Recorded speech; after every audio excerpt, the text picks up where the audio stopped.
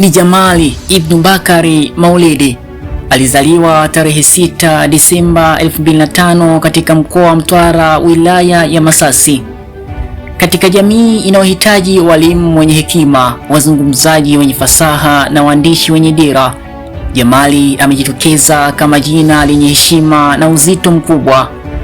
Amejipambanua kwa fasaha ya hali ya juu, akizungumza kwa lugha safi na yenye mvuto, akielezea masuala magumu kwa urahisi na mpangilio wenye mantiki na adabu. Uwezo wake wa kufundisha elimu ya dini unamfanya si mwalimu tu, bali mlezi wa akili na mioyo ya wanafunzi, akitumia mifano halisi ya maisha na kuonyesha subra, hekima na msimamo thabiti.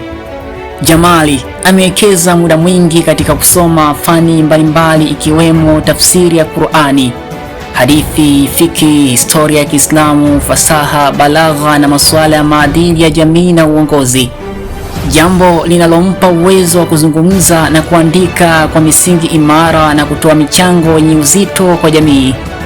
Mbali na kufundisha, ni mwandishi makini na mtafiti mwenye dhamira ya kuona jamii ikipata mwamko wa kielimu wa kizalendo. Risala yake inayohusu amani ya Tanzania imebainisha umuhimu wa amani kwa taifa, wajibu wa wananchi kuitunza misingi ya kidini inayosisitiza mshikamano na njia za kuimarisha umoja na kupunguza migogoro, ikichangia sana katika kuelewa thamani ya utulivu na mshikamano wa kitaifa. Huyo ndio Jamali Ibn Bakari Maulidi. Msimuliaji wako ni mimi Mahir Bey.